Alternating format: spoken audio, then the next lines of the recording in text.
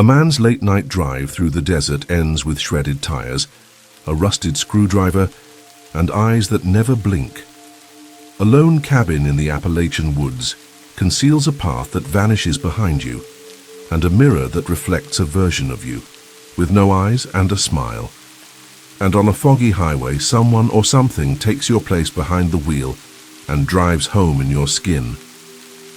3 stories that start like bad luck or sleepless dreams, but each leads to the same question. What if you were never meant to get out? So, are you ready? Let's begin. Story 1. Warning from the desert. When people ask me if I've ever had a near-death experience, I usually just laugh and say something like, only every time I drive through the desert. It always gets a chuckle, and I lean into the humor. I'll tell them about how I ignored some random guy standing on the side of the road in the middle of nowhere, and how my car broke down just a few minutes later. I'll joke about how karma has a sense of humor, how the universe has perfect comedic timing. They laugh, I smile. We move on. But I never tell them the real story. The truth is that what happened to me out there wasn't funny. It wasn't even close. It wasn't about karma, it wasn't just bad luck. It was something much darker, much more intentional, and I wasn't the only one it happened to. Sometimes I still dream about it. I'll wake up in a cold sweat with the sound of footsteps in gravel echoing in my ears. I'll see those eyes again, wide, too wide, unblinking. I'll feel that same tightening in my chest, that same pressure in my throat like I'm about to scream but can't. This isn't just a story I tell for fun anymore. This is a warning because I was lucky. I got away. But someone else didn't. And I think about him every time I see a man standing alone at the side of the road. It happened during spring break of 2016. I was a sophomore in college at the time, still trying to figure out what I wanted to do with my life. And honestly, just trying to get out of my own head. I had broken up with my girlfriend about a month earlier. Well, more like she broke up with me. And I hadn't been the same since. My friends kept telling me I needed to get out, to clear my head. And so when one of them mentioned that, they had a cabin near San Diego that was sitting empty for the week, I said yes before he even finished the sentence. I packed up my stuff that same night, loaded it into my beat-up Nissan Altima, and hit the road the next morning. The smart route would have been to stick to the main highways, take I-10 or something safer, more crowded, but I wasn't in the mood to deal with traffic or people, and the idea of taking the desert back roads through Arizona and into California felt peaceful. At the time, that's what I thought I needed. Solitude, distance, silence. I threw my duffel in the trunk, grabbed my old flashlight from the garage, filled up a gallon jug of water, tossed a small crowbar into the back seat just to feel better about being alone, and hit the road just after lunch. The first few hours were uneventful. I had music on shuffle and a Red Bull in the cup holder. It felt good to be out there, alone with the road stretching endlessly in front of me. The sky was wide and blue, the sun low and golden. I remember passing small towns that looked like they hadn't changed in 50 years. Dusty signs, rusted, gas pumps, stores with names like Quick Stop and Dan's Tires. As the sun started to set, I noticed how empty everything had become. No more cars, no lights, just road, rocks, and silence. I told myself that was the point, that this is what I came for. But somewhere around mile marker 287, as I drove deeper into the desert with no cell signal and nothing but the hum of my tires for company, I started to feel a slight shift. Not fear, not yet. Just something quieter, like the road ahead was watching me, like something was waiting. It was just after 8 p.m. when I saw the first strange thing. The sun had completely disappeared behind the horizon, and the desert night was creeping in fast. My headlights stretched far ahead, cutting through, the dark in that eerie way that makes the empty road look like it never ends. I hadn't seen another car for at least an hour, and I was starting to wonder if I had missed a turn somewhere. That's when I noticed the orange traffic cone. It was sitting dead center on the yellow dividing line, perfectly upright. There were no other cones around it. No signs, no flashing lights, nothing to indicate roadwork or detours, just a single sun-bleached cone sitting there like it had been placed by hand. I slowed down a little but didn't stop. Something about it felt off, not dangerous exactly, but wrong, too precise, too deliberate. I rolled past it slowly, keeping my eyes on the mirrors just in case someone darted out from the side of the road, but there was nothing. Just the long, empty stretch behind me. I tried to brush it off. Maybe someone left it there as a prank, maybe it fell off a truck, but the thought stayed in my head like a splinter. Why only one cone? Why in the exact center of the road? 10 minutes later, I saw something else. This time it wasn't as obvious. There was a dark smear across the asphalt up ahead, a wide patch of black stretching from the edge of the road toward the middle. I slowed again, this time to a crawl, and squinted through the windshield. It looked almost like oil, but something about the shape was uneven, like it had splashed. I didn't stop to inspect it. Some part of me didn't want to know what it was. I just maneuvered around it carefully and kept driving. Then I noticed how quiet it had become. No radio, no wind. Even the hum of the engine seemed distant. That uneasy feeling returned, stronger this time, like something was subtly wrong with the world around me. I checked my phone. No service, just as I feared. I told myself again that everything was fine. But in the back of my mind, something whispered that the road wasn't empty. I was being watched. I just hadn't seen by what yet. I don't know exactly how long I kept driving after that, but it couldn't have been more than 15 minutes before I saw him. At first I thought it was another cone, or maybe a post or road sign that had blown over. The shape was tall and narrow, dark against the headlights. I eased off the gas, squinting to make it out, but the shadows made everything feel uncertain. Then the figure moved just slightly, and I felt my stomach twist. It wasn't a cone, it was a person. I tapped the brakes, and my car began to slow. The figure stepped forward into the full wash of my high beams, and for a second time felt like it froze. He stood motionless in the center of the road, facing my car, arms hanging loose at his sides. His clothes were tattered and dusty, jeans that looked crusted with mud or something darker, and a long coat that seemed too heavy for the desert. His hair was greasy and unkempt, and he was barefoot. I remember that detail clearly. Bare feet, on asphalt that still radiated heat from the day. But what hit me hardest were his eyes. They were open, too wide, like someone had propped them open with pins. They didn't blink. They didn't shift.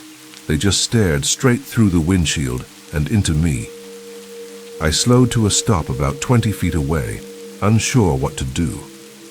Part of me wanted to roll down the window and ask if he needed help. The other part, the one that suddenly felt like a rabbit in the presence of a hawk, told me not to do a damn thing. Then I saw it. In his left hand, he was holding something. A small bundle wrapped in what looked like a red-stained rag. I couldn't tell what it was, not right away, but the way he held it, like it was precious, made my skin crawl. His right hand, I noticed, was hidden behind his back. That was enough. For me. I eased my foot off the brake, trying to slowly maneuver around him. As I turned the wheel and crept forward, he suddenly took a step to the side, blocking me again. I stopped. He smiled, not a friendly smile. It was too wide, too stretched. There was something broken in it. I jerked the wheel and hit the gas. This time I didn't care if I had to swerve into the opposite lane. I just needed to get past him. As I veered, I caught a glimpse of what he had been hiding. His arm swung out, and for a split second I saw the glint of metal, long, rusted and jagged, a screwdriver. I floored it. He lunged but missed by inches. I heard the scrape of something against my rear door. Then he was gone, swallowed by the dark behind me. My heart pounded so loud I could barely hear my own breathing. I didn't know what just happened. I only knew I needed to keep driving fast. I didn't let off the gas for a long while after that. My hands were clenched tight around the steering wheel, knuckles white, and every time I blinked, I saw his eyes. Those stretched, unblinking eyes locked onto mine like he knew me. I kept checking the rearview mirror, half expecting to see him running behind me, somehow keeping pace with the car. But there was nothing, just the road winding endlessly behind, swallowed in darkness. I told myself I'd be fine, that it was over. Maybe he was just a lunatic drifter, high on something. Maybe he'd go bother someone else now. Still, I couldn't shake the sense that this wasn't random, that I'd been chosen for something. 5 minutes later, just when I started to think I was in the clear, the car jolted violently. The front dipped hard, and I heard a sharp metallic clank, followed by a rapid, gut-wrenching series of pops, loud, enough to sound like gunshots. The whole vehicle jerked left, and I had to fight the wheel to keep it from sliding into the dirt. I slammed the brakes and came to a screeching halt, breath caught in my throat. For a few seconds, I just sat there, stunned. Then, heart racing, I threw open the door and jumped out. The damage was immediate. All 4 tires were destroyed, shredded, split at the seams like something had bitten into them. Rubber peeled away from the rims in curling strips. I crouched and swept my flashlight across the road, and that's when I saw it. About 20 feet behind me, stretched out just past the crest of a small rise in the road, was a long metal object, flat, jagged, and bristling with sharpened points, a homemade spike strip. I hadn't seen it because of the hill, but he had placed it there. It had been waiting for me. The cone earlier? That was the bait. I turned in a slow circle, flashlight sweeping over the brush and cracked asphalt. My breath, shallow. The silence pressed in from every direction, heavy and absolute. I pulled out my phone, hoping maybe the hill gave me better reception. Nothing. Still no service. Panic began to edge its way into my chest. I looked down the road ahead, pitch black, no signs of life. Looked behind me, same thing. Except now, I knew he was out there somewhere, walking, watching, maybe not alone, maybe not far, and I was stranded. I stood frozen for what felt like an hour, though it was probably less than a minute. My mind raced, trying to calculate options, trying to make some kind of plan, but every direction I looked led to the same conclusion. I was alone, stranded, and possibly being hunted. My heart pounded in my ears so loud I could barely hear anything else, but eventually something cut through the noise.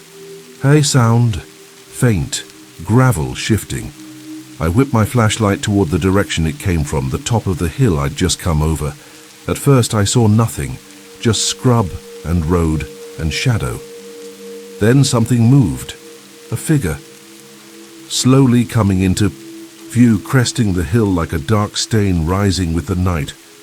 It was him, but he wasn't alone. There was another shape trailing behind, smaller, hunched, limping badly. I couldn't make out the face, but the way it moved made my skin crawl.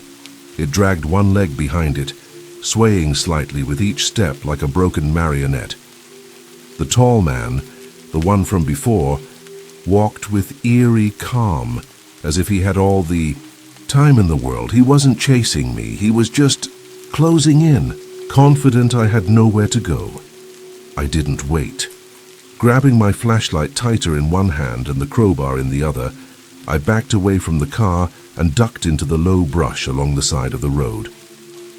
I didn't want to make a run for it just yet. I needed to get some distance first, quietly, carefully. I remembered seeing a billboard a few miles back, one of those old metal frames advertising a long-closed gas station. My plan, if you could even call it that, was to double back on foot, circle wide through the brush and hide behind the sign until daylight. The desert was silent, except for the occasional crunch of dry dirt under my shoes and the beat of my own heart. I tried not to step on anything that would snap or rattle. Every few yards I paused, listening, scanning the darkness behind me. At one point, I heard a muffled rustling noise, something brushing through weeds. I dropped low and held my breath. Then I heard them. Footsteps, not far, 2 sets. One fast and light, the other slow and dragging. The same rhythm I'd seen from the hill.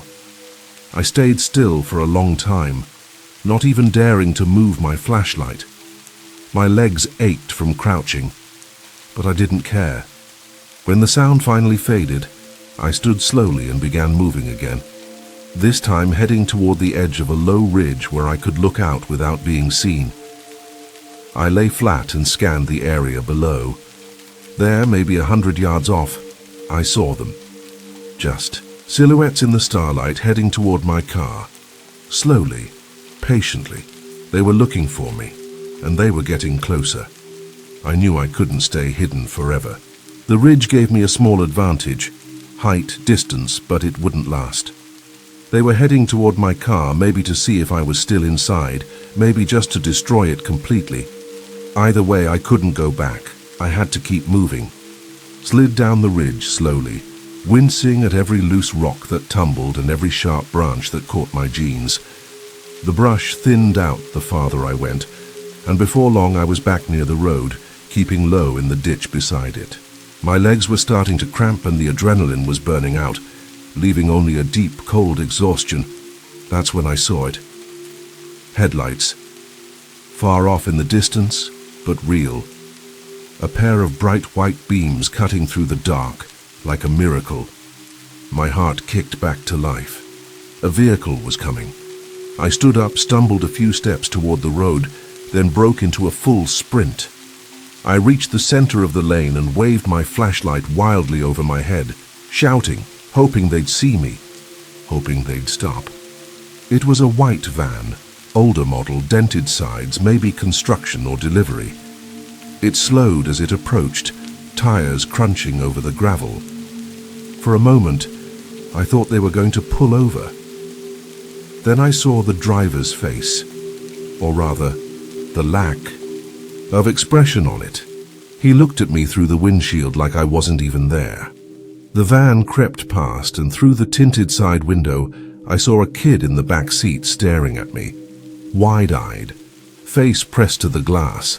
I shouted again, pounded my fist on the side as it rolled past, but they didn't stop, they didn't even hesitate.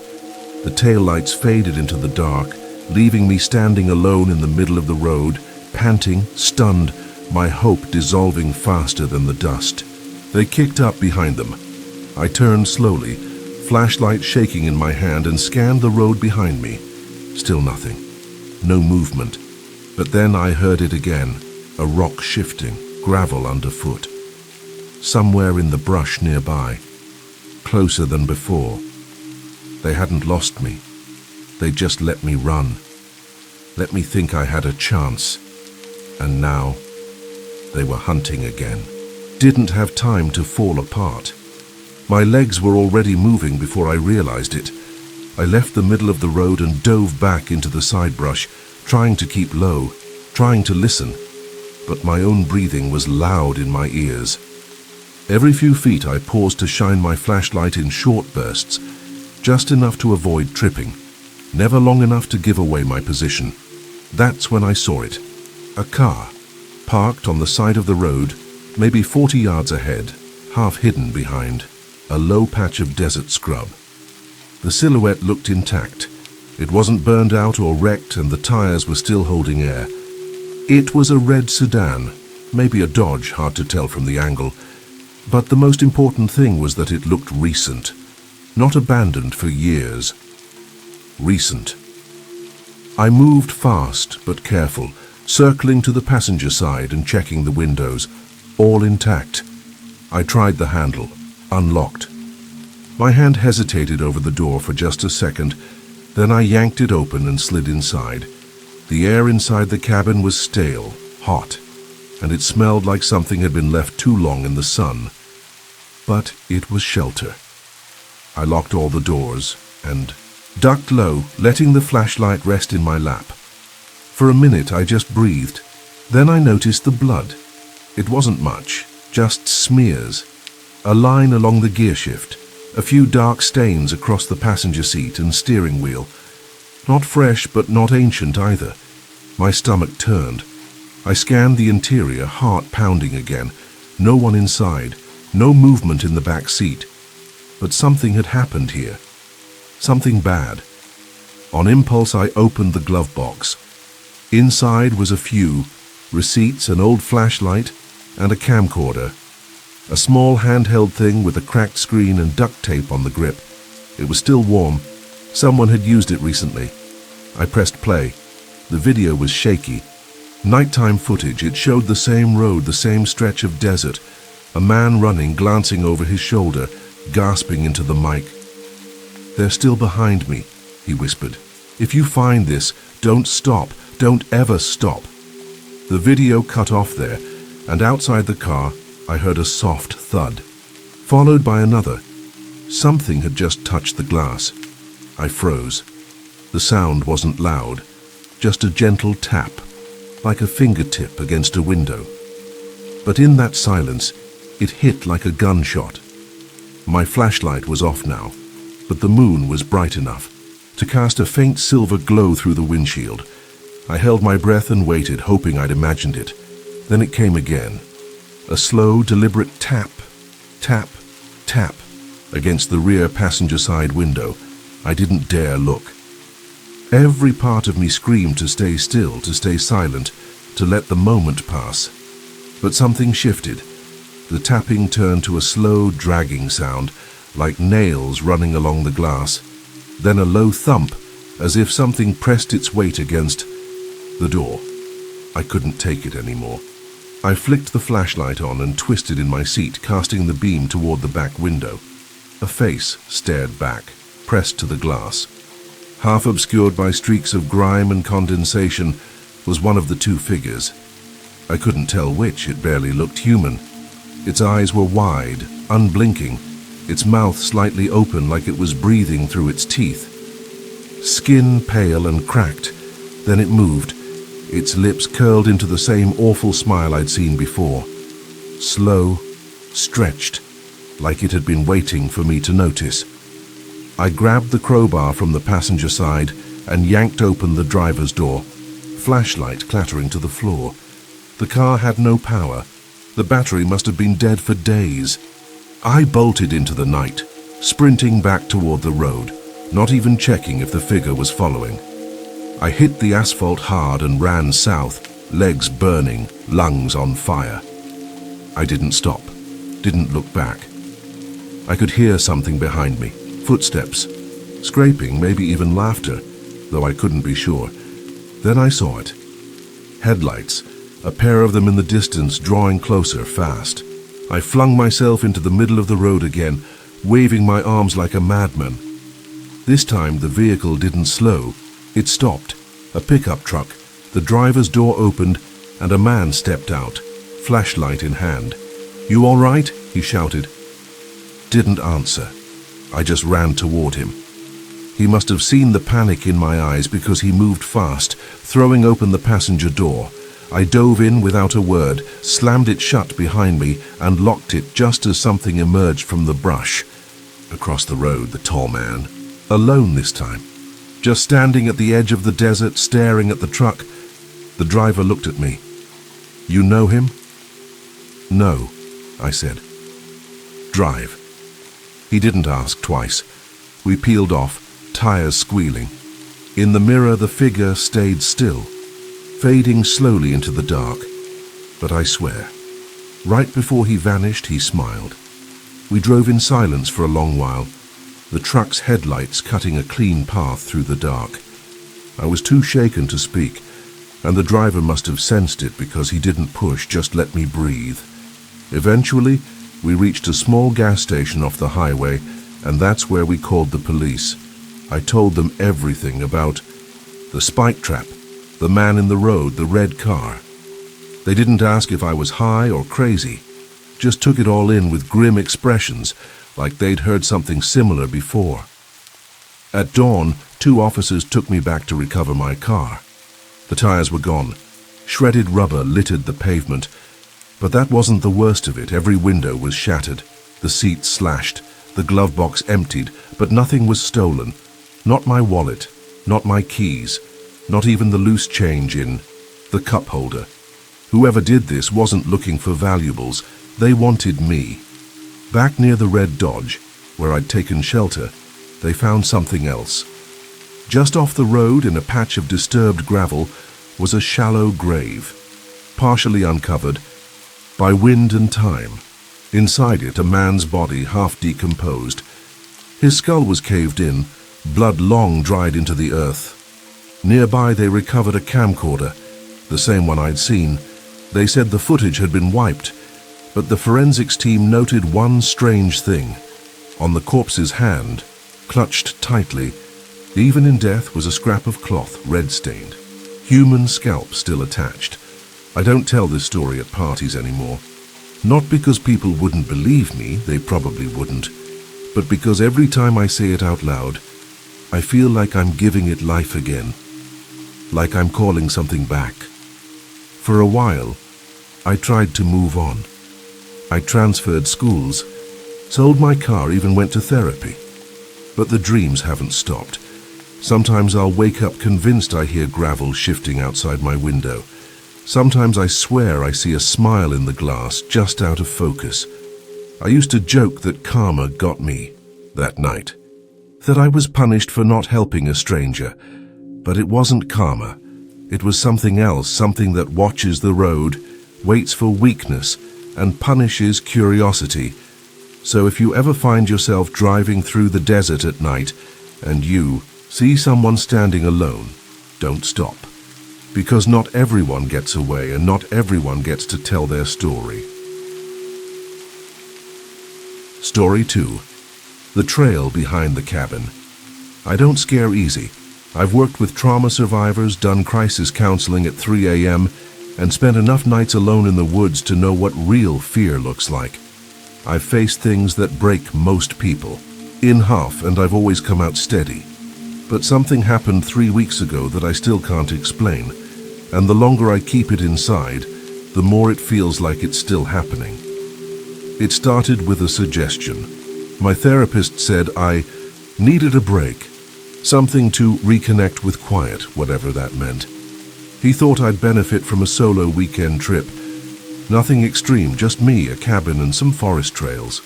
Time to reset. I booked a place in the Appalachian backwoods. Old but clean, no neighbors for miles. Just a dirt road, a mailbox with no name, and silence so thick it felt like insulation. I didn't expect anything more than rest. Maybe a long hike, a fire, some sleep. But the first night I noticed the trees didn't move. No wind, no sound. Like the forest was waiting for something, and then I found the path. No sign, no markers. Just a narrow trail behind the cabin, hidden under moss and brush like it didn't want to be seen. I should have left it alone. I didn't. And I think whatever was down that path had been waiting for me for a long time. The next morning started off normal. I made coffee, sat on the cabin's crooked little porch and listened to the nothing. No birds, no squirrels, just the kind of stillness that makes your ears ring after a while. It was cold for spring. The air smelled faintly of ash, though I hadn't lit the fireplace yet. I geared up for a hike, thinking I'd take one of the trails listed in the binder the rental host left. There were 4 options, all clearly marked, mostly easy to moderate. Loops. But as I walked around the back of the cabin, something caught my eye just beyond the firewood stack.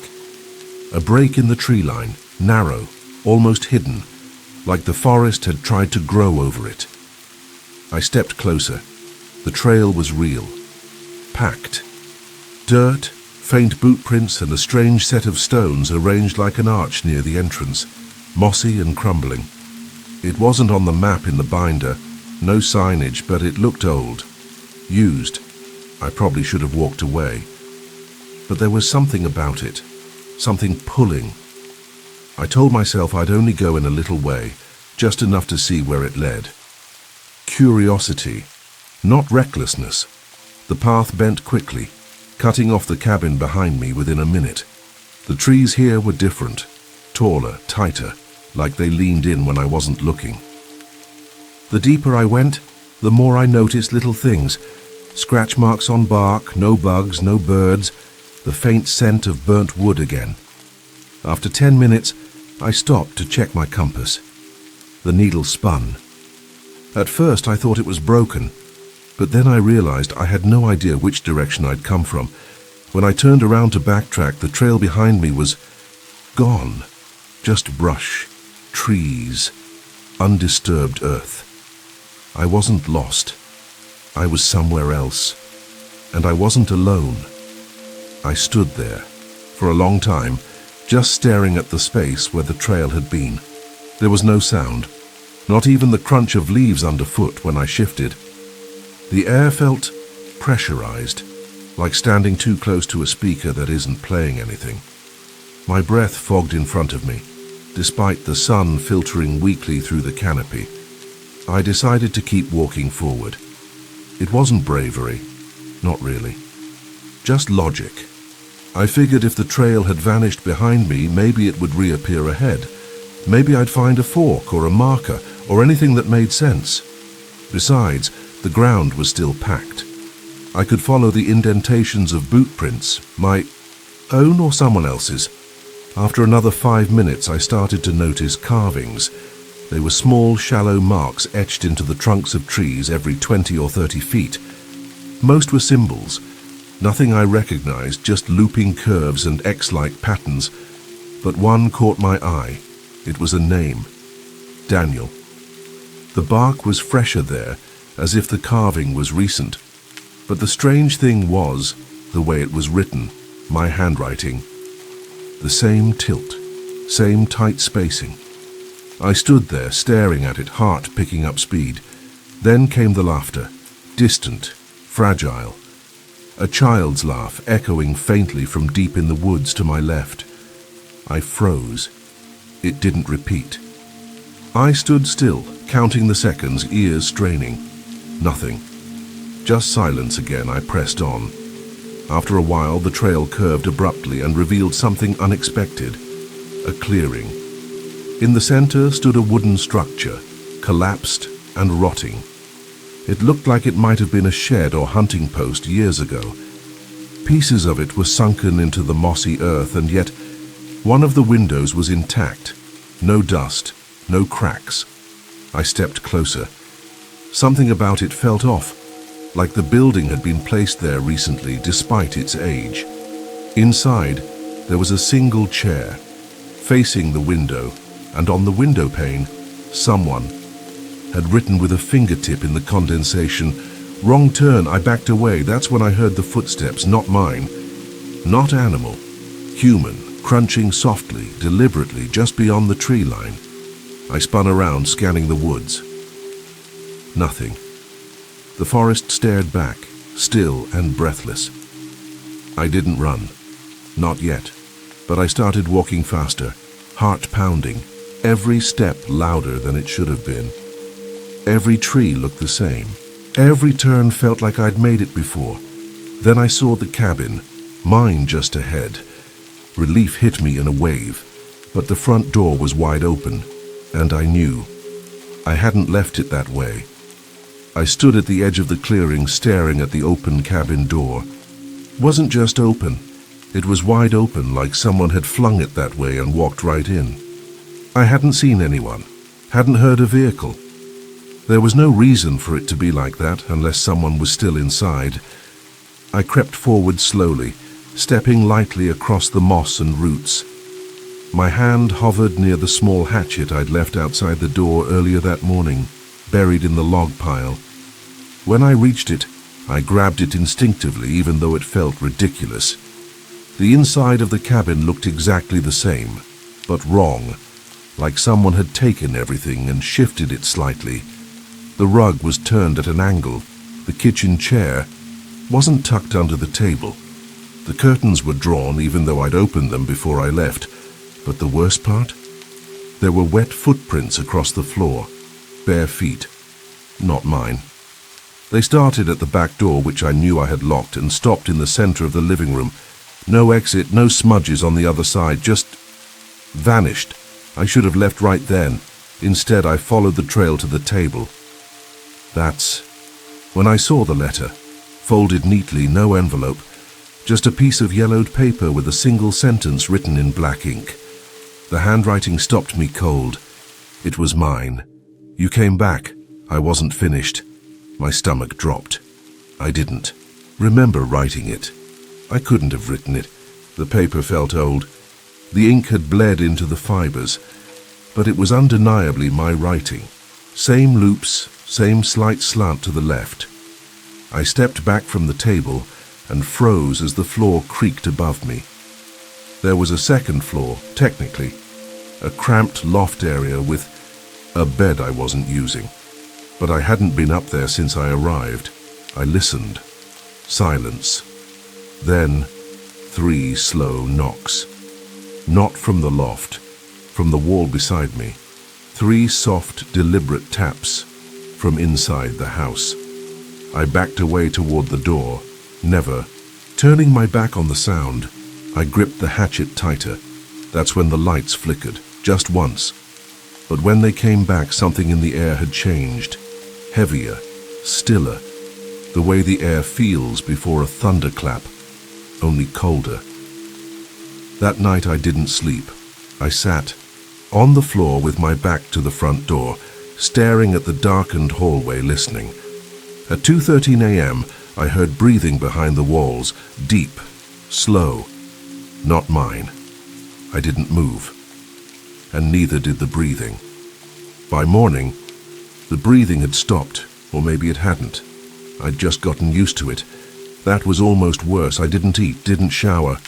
I just sat there until the sun pushed its way through the windows, weak and gray. My hands wouldn't stop shaking. Every sound made me flinch. The wind, the wood settling, the kettle ticking as it cooled. By 9 a.m., I'd made a decision. I was leaving. I packed everything in silence, not bothering to fold or sort. Just stuffed clothes, flashlight, first aid kit, anything I could grab. The moment I stepped outside, I felt it again, that pressure in the air, like the trees had inched closer overnight. And then I saw it, a light, faint and flickering between the trees off the path. Too steady to be sunlight, too warm to be a reflection. A lantern, maybe. Carried by a hand, I knew I should ignore it, but it wasn't just the light. There was something else, a shape. Just at the edge of the clearing, human-sized, still, facing me, though I couldn't see the face. The light swung gently in its hand.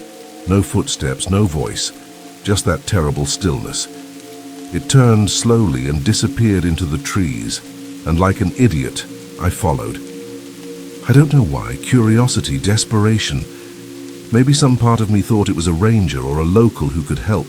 The moment I stepped off the clearing, the fog returned, thicker this time, heavy, wet, clinging to my skin like static. My flashlight barely cut through it, and every step felt like I was sinking deeper into something I couldn't name. I called out once, "Hello?" But my voice came back wrong, muted, like I was already underground. I should have gone back, but there was no back anymore.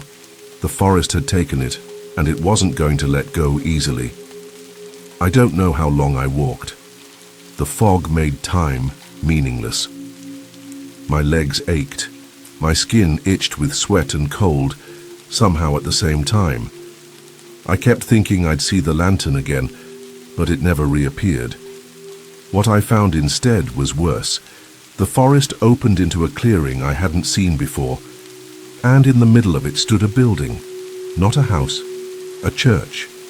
Old, collapsing, but unmistakably a place of worship. Wooden frame half sunken into the soil, steeple snapped off like a broken bone. Stained glass windows shattered or missing entirely, leaving jagged holes in the walls. Moss climbed up the siding like it was trying to reclaim it, and yet candlelight flickered inside.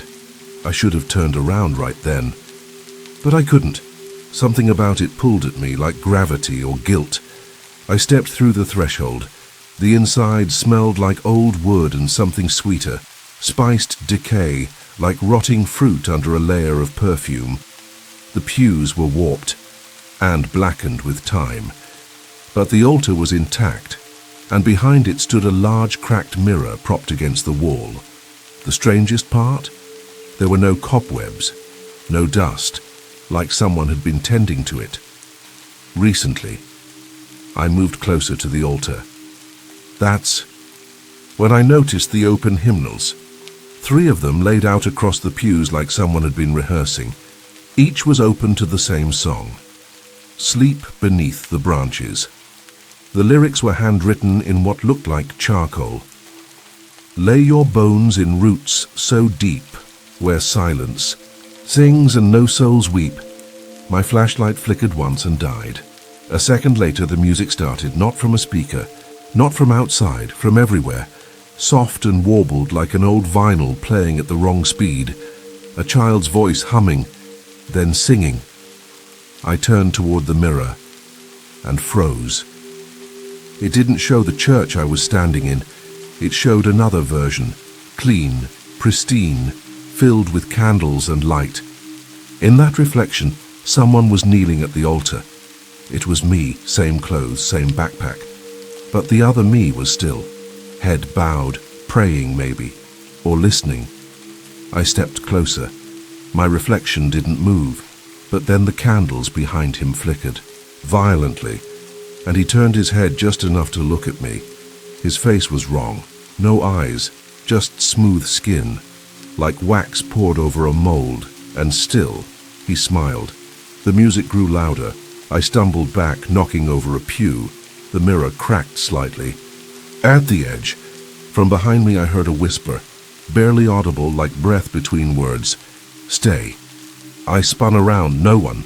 But the candles, real ones in the actual church, were now lit. All of them. And the door I'd come through, gone, replaced by rotting boards and unbroken wall. I was sealed inside. The reflection of myself in the mirror rose, slowly to its feet, still smiling, arms outstretched like he was about to welcome me into something. I looked for another way out. There was only one path left. A narrow door behind the altar, half open, with cold air bleeding from the darkness beyond. Something told me I wouldn't like what was waiting down there, but staying in the chapel felt worse. The door behind the altar groaned as I pulled it open, revealing a narrow stairwell carved straight into the stone and dirt beneath the church. No lights, no rail, just uneven steps vanishing into cold blackness. I didn't want to go down. Every instinct screamed to stay put, but when I turned back toward the main chapel, the mirror self was no longer inside the glass. He was gone. The church, once silent, now pulsed with a low hum, like breathing or chanting buried in the walls. I stepped into the stairwell. The air was colder with every descent. Damp. It smelled like rust and wet roots. I passed markings on the wall, carvings, etched into the stone. At first just more strange symbols, then words. Phrases I recognized. My name. Dates I hadn't said out loud in years. My birthday, the day my brother died. The time I tried to drown the memories in a bottle and ended up in the ER. I stopped. There was a drawing scratched into the rock at eye level. It was me. Not just a face. My face. Down to the scar on my chin from falling off my bike at age 10. But the eyes in the carving had been scratched out violently, leaving deep gouges in the stone. Underneath, a message. This one got out. Got out of what? A sound echoed behind. Me, bare feet on stone, slow and dragging. I turned off my flashlight. and the dark got darker. Something passed by me. Not wind, not a figure, just a pressure brushing against my chest like cold smoke. My ears popped, my skin buzzed with static. I opened my mouth to scream, but no sound came out, only fog. When I turned to run back up, the stairs were gone. Just wall solid, seamless. I spun in place and the tunnel behind me had changed. Longer, narrower, now pulsing with that same low hum. The markings on the walls were shifting, rearranging themselves as I watched. Symbols melting like wax into new forms. The reality around me wasn't breaking. It was rewriting itself, like the story was changing on the fly, bending to fit me inside it. Somewhere up ahead I saw a faint red glow. I didn't want to go toward it, but something behind me exhaled, long and slow, and I knew I didn't have a choice. The tunnel narrowed until I had to crouch, roots snaking from the walls like veins, damp and twitching when brushed. The red glow I'd seen earlier wasn't fire. It came from a lantern, rusted, dented, but burning steadily on a stone ledge ahead. Beneath it, a wooden door. It wasn't part of the church, not really. It looked older than the structure above. The frame was warped and bowed, sealed by the weight of time and earth. It creaked open with a sound that felt like it echoed inside my bones. What I stepped into wasn't a room, it was a root cellar, or something like one. Rough walls crawling with tangled vines. The dirt was packed so tightly it looked petrified, but the carvings continued here, hundreds of them, some fresh, some faded into the wood, all of them faces, human faces, twisted in agony, some screaming, some expressionless, some missing parts. One was identical to mine again, but older, haggard, hollow-eyed. Beneath it scrawled in charcoal, "Don't let it wear you." In the far corner was a wooden chair, half sunken into the floor. Its back was broken. Something had clawed deep furrows into the arms, as if someone had tried to hold on while being pulled away. I turned to leave and froze.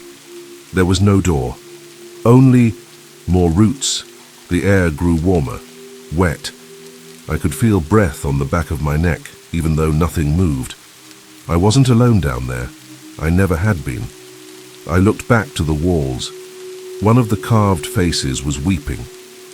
Actual tears, black and thick, running into the dirt. That's when I heard the voice again. Not outside me, inside. Lie down, let it remember you.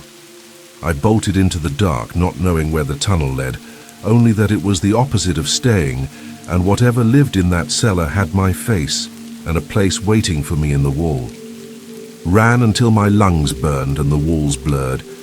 Somewhere in the dark, the tunnel widened and I stumbled forward, hands scraping against stone, dirt and bone. Yes, bone, embedded in the walls like fossils. The humming faded. The pressure lifted. The air became sharp and cold. Then, without warning, I burst through a rotted wooden hatch and fell out onto wet leaves. The forest. The fog was gone. Sunlight filtered weakly through the trees, slanting in at an angle that told me hours had passed. Maybe more. I looked behind me. No hatch, just roots and soil. Still gasping, I stumbled toward the only thing I recognized, the cabin. It was just ahead, silent, still. But this time, the lights were already on. I approached cautiously, hatchet still in hand, and pushed the door open. Everything looked normal. Furniture in place, windows closed, curtains drawn, too normal. And then I saw the picture frames on the wall. All of them had changed. They no longer held stock photos or old postcards. Now they showed me, asleep in bed, sitting on the porch, walking through the woods. All taken from inside the cabin. There were dozens of them. I checked my phone, somehow back in my pack. The battery was full. But every photo in my camera roll was wrong. They weren't pictures I'd taken. They were of me, in the woods, unconscious, in the cellar. screaming, in the chapel, praying, and in the last one, standing at the cabin door, looking in, exactly as I was now. I left the next morning as soon as the sun came up. Didn't pack. Didn't lock the door, just drove. I don't even remember how I found the road again, but I must have, because eventually the forest gave way to gravel, then asphalt, then traffic, civilization. When I got home, I slept for 12 hours straight. No dreams, just darkness. The next day I tried to make sense of it. I called the rental company. The listing had disappeared. No trace. My credit card was never charged. My call history didn't show the confirmation number. It was like the trip hadn't happened, except I had mud on my boots, cuts on my arms. My pack still smelled like wet roots and fire. I told my therapist everything. He didn't say a word until I finished. Then he looked at me with this hollow expression and asked, "Do you remember what the church smelled like?" I didn't answer, because I did, and I knew he had too. This morning, something strange happened. I was brushing my teeth when I noticed the hallway outside my bathroom felt off, just slightly, so I measured it, from bedroom to front door, then I measured it again. It's 2 feet longer than it was yesterday. I haven't added anything, no renovations, no shifting walls. There's just more hallway now. And last night, I dreamed of candles flickering behind a pulpit and a voice humming that awful song. Something followed me home, and I don't think it wants to leave. Story 3. I think something took my place on that road. I used to look forward to my Friday night drives. I always did it as part of my routine, calm and peaceful. After a long week of classes, deadlines, and roommate drama, I would toss an overnight, bag in the back seat, and head north toward my grandparents' house. They live in a small town nestled in the colder part of British Columbia, far enough from the city that you lose radio stations about an hour in. Still, I never minded. The road was long, empty, and familiar. It gave me time to think, to breathe, and sometimes just to feel like myself again. I started making the trip more regularly about 2 years ago, when my grandfather's health began to decline. He'd always been strong, the type to fix a broken door hinge or rewire a lamp without a second thought. Now he mostly sits in his chair by the window, watching the trees move in the wind. My grandmother says he still recognizes people, but some days he gets confused. Some days he forgets where he is. That's part of why I go up there so often. I help out with little things around the house, replace light bulbs, carry heavy groceries, fix the TV when it randomly disconnects from the Wi-Fi. It's not much, but it makes a difference. The drive is about 2.5 hours from my university. I usually leave late, around 9 or 10. I arrive close to midnight, let myself in quietly, and crash in the guest room upstairs. My grandmother leaves a folded towel and a bottle of water on the dresser every time. It's comforting in a way, the routine, the familiarity. It makes everything else feel a little less out of control. But something happened a few weeks ago on that road. Something that broke the routine, shattered the silence, and made me question everything I thought was real. I haven't told anyone about it yet. Not my friends, not my family. Maybe if I say it here, it'll make more sense. Or maybe it'll only get worse. It was a Friday like any other, or at least it started that way. I left later than usual, sometime after 10. My roommate and I had gotten into a stupid argument about the dishes, and it pushed everything back. I remember slamming the door harder than I meant to on my way out, more annoyed than I had any right to be. The sky was already that deep, heavy, black we get up here in early spring, with patches of low mist hugging the treetops just outside the city. The temperature had dropped fast after sunset. You could see your breath even with the heater on full blast, and the condensation kept building on the inside of the windshield, no matter how high I cranked the defroster. Once I left the outskirts of the city behind, the road emptied out. It always does. That stretch of highway between town and my grandparents' place cuts through dense pine forests, broken only by the occasional gravel road or roadside pullout. There are no streetlights out there. The only illumination comes from your headlights and the moon if you're lucky enough to have one. That night I wasn't. The clouds had thickened, dulling the glow of everything, and the fog crept in low and thin, curling across the road like fingers trying to grab the tires. I drove in silence most of the way. The radio gave up its signal about 40 minutes in, and my phone had no bars. That part never bothered me before. I used to find it peaceful. No noise, no notifications, just the steady hum of the engine and the sound of rubber against pavement. But that night felt different. The air in the car was too still, too quiet. I kept glancing in the rearview mirror without knowing why. I didn't see another car for over an hour. I was just starting to zone out a little when I saw the red lights, blinking through the mist up ahead. At first I thought it was a police cruiser, or maybe some kind of construction vehicle pulled over to the side. But as I got closer, I realized it was just a regular car, a compact sedan like mine. Same body shape, same color, same model even. I slowed down and drifted closer to the shoulder, more out of habit than concern. Around here, if you see someone pulled over with their hazards on, you're supposed to check in case they need help.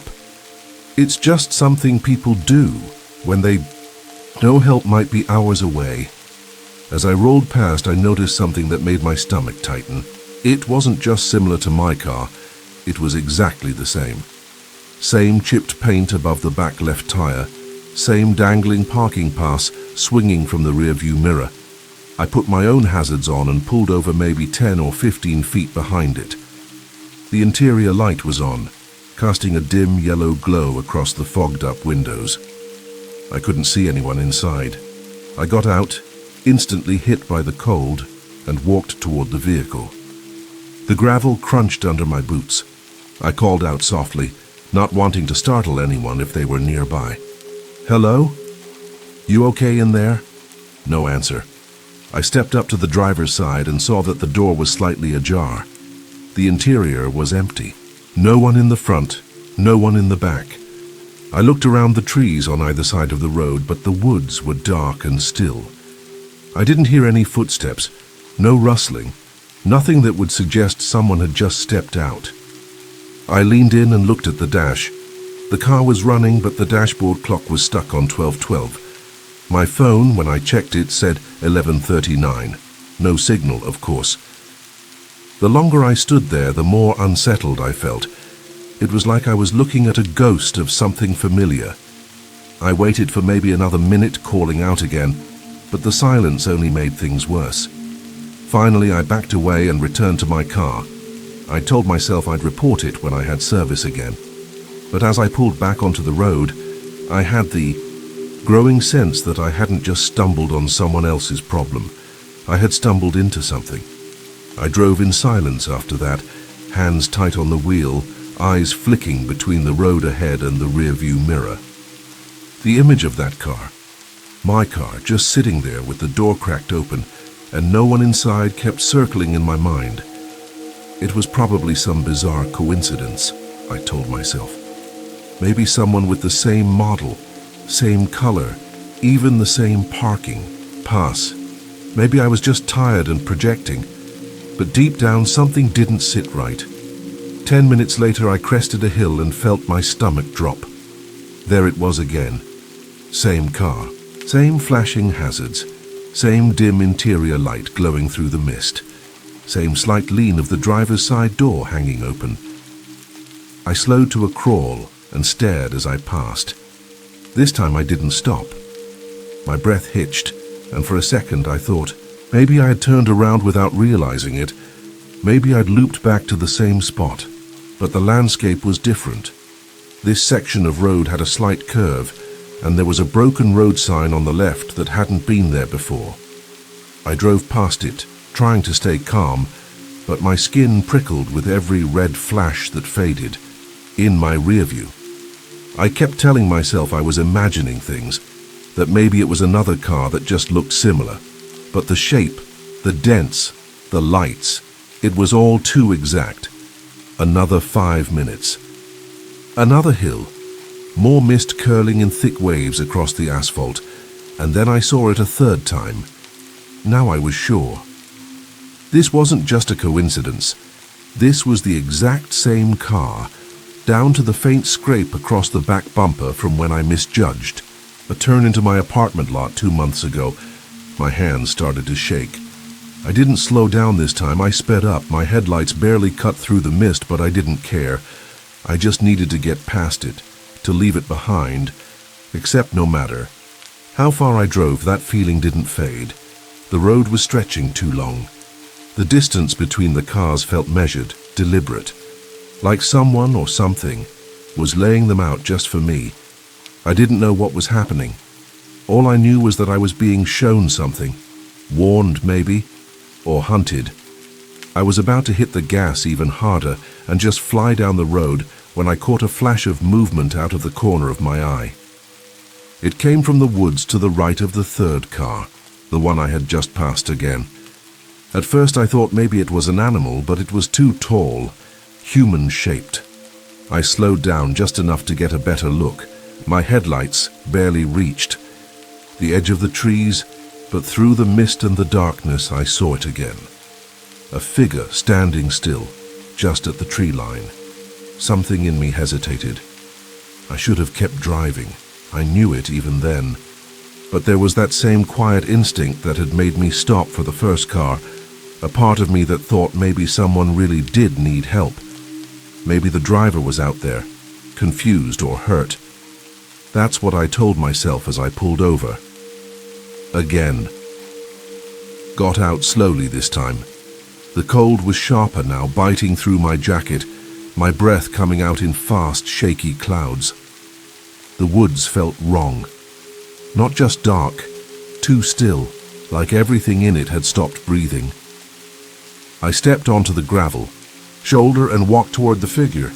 "Hey," I called out, "are you okay? Do you need help?" The figure didn't move. For a moment I thought maybe it was a shadow or a tree stump. Then it turned its head toward me. I froze. I couldn't see a face, just the outline, but it was unmistakably watching me. I took another step forward. That's when it moved, fast, not toward me, away, deeper into the woods. I saw the legs twist and blur as it turned and ran, disappearing into the trees like it had been waiting for me to follow. My pulse hammered. I should have gone back to the car, locked the doors, and gotten the hell out of there. Instead, I went in after it. Branches whipped against my arms and face. The fog thickened between the trees, and soon I was crashing through the underbrush, trying to keep the shape in sight. I could hear it, crunching leaves, breaking twigs, but it always stayed just ahead, just out of reach. My boots slipped on patches of frost, and every sound in the dark seemed to echo like it was inside my own head. Then I caught a better glimpse, and I stopped dead in my tracks. The figure was wearing my jacket, the exact same one I had on, and I realized I wasn't chasing someone. I was chasing myself. I stood frozen for a few seconds, my breath shallow, heart pounding so loud it felt like it echoed through the trees. I couldn't explain what I saw. Someone or something, wearing what looked like my exact jacket, running through the forest like they had been expecting me. Everything in me screamed to turn around, to get back to the road, to the car. But I'd already come too far. The woods had swallowed the road behind me. I couldn't even see the glow of my hazard lights anymore. The fog had thickened, curling through the trees like smoke, wrapping around my legs as I moved. It felt like the forest was closing in. I started walking again, slower this time. My boots crunched over frost-covered leaves. I called out, just once, not even sure what I expected to happen. My voice felt small, like it barely left my mouth before the mist swallowed it. I stopped and pulled out my phone to check my location. The screen flickered, showing static for a second, before the flashlight suddenly turned on, blinding me with its unexpected glare. Then the screen went black. Dead. I stared at it for a moment, then slid it back into my pocket. My sense of direction was gone. Everything looked the same, every tree, every patch of ground, every turn I made. The air had a weight to it, pressing on my skin. It was colder than it had been before, like I'd stepped out of time and into something else entirely. I started to feel the first pangs of panic crawl up my chest. Somewhere in the distance I heard a branch snap, then another and another. I turned toward the sound and saw nothing. Turned again, still nothing, but the crunch of movement came from every side now, soft and slow, as if whatever was out there wasn't trying to catch me. It was circling, watching. I whispered to myself just to hear a voice, just to remind myself I was still real. But when I stopped, when I really listened, I realized something terrifying. The forest had gone completely silent again, except for the sound of footsteps, and none of them were mine. I started backing up slowly, not even sure which direction I was facing anymore. My hands were shaking, breath coming fast and shallow, fogging in the cold air.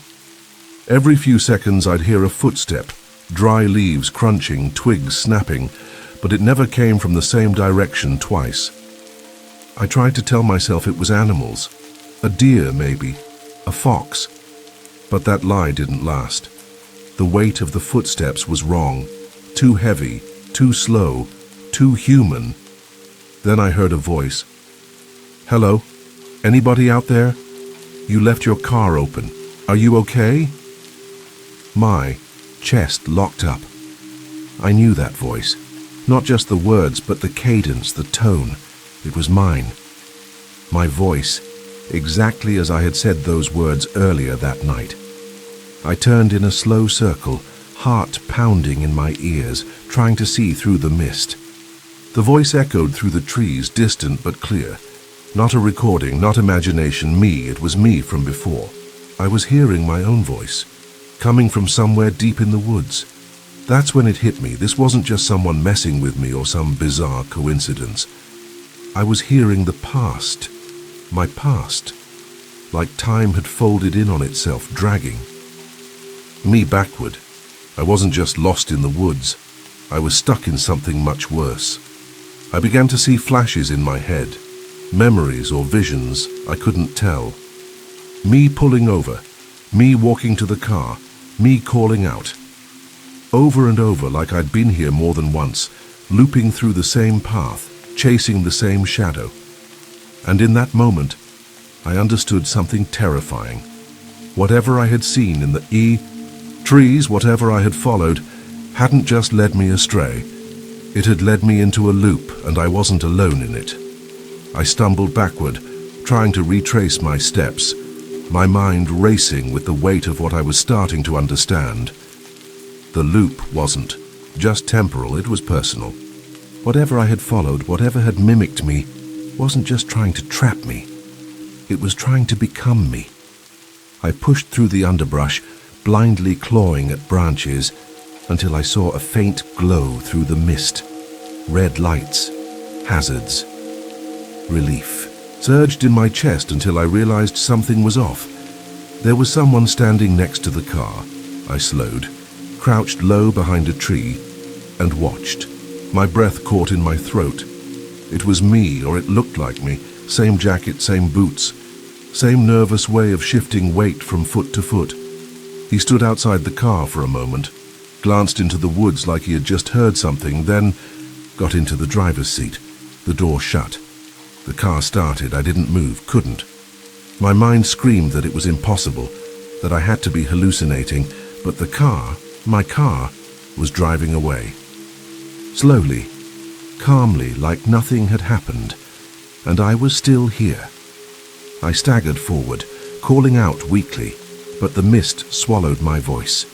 My car disappeared down the road, taillights fading into the fog. It had worked. Whatever I had seen, whatever, had lured me into the woods. It had taken my place. I wasn't just caught in a loop.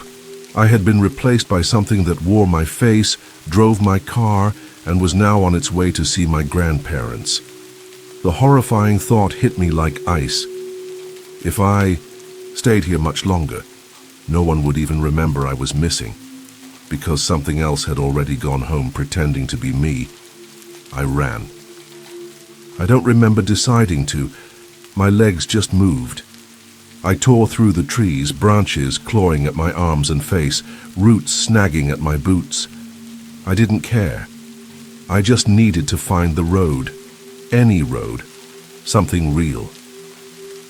The fog thickened around, me disorienting and suffocating, until I wasn't sure if I was making progress or running in circles. Every now and then I thought I heard footsteps behind me, pacing me, or maybe just echoing my own. But I never looked back. Then I saw it. Another. Glow through the trees, red, blinking steady. I pushed through the last wall of branches and spilled out onto the gravel shoulder. My heart jumped. It was a car. One car. Hazards flashing, door slightly ajar. I didn't care if it was another trap, another illusion, another copy. I sprinted to it, fumbled for the handle, threw the door open. The keys were already in the ignition. Didn't even hesitate. I dropped into the seat and turned them. The engine came alive. A rough, coughing start. My car always did that when it was cold. I slammed the door shut, shoved it into drive, and peeled out onto the road without even checking the mirrors. The forest disappeared behind me in seconds, the red glow swallowed by the mist. I drove for miles without blinking. I didn't check my phone. I didn't look at the clock. I just kept driving. Eventually, I did glance down. The dashboard read, 12:13. That detail shouldn't have mattered, but it did, because before all of this started, the clock had been wrong. It had been stuck on 12:12. Every car I saw, every loop I hit, every encounter, it had all frozen there. Now it had moved, but I still couldn't shake the fear that maybe I hadn't escaped. Maybe I was just the next copy. I haven't been back to my grandparents' house since that night. I told them school got too busy, that I needed some time to focus on myself, but the truth is I'm terrified. Not just of that road or the woods or whatever it was that took my place, but of the possibility that it's still out there, or worse, that it's not, that it's already sitting at their kitchen table, drinking tea, smiling with my face. I don't know if I made it out. I don't even know if I'm real anymore. Thank you for venturing into the darkness with us. If these stories sent chills down your spine, don't keep the fear to yourself.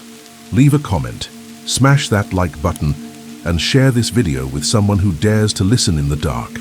We release terrifying true stories every week, so be sure to subscribe and turn on notifications so you never miss what's lurking in the shadows.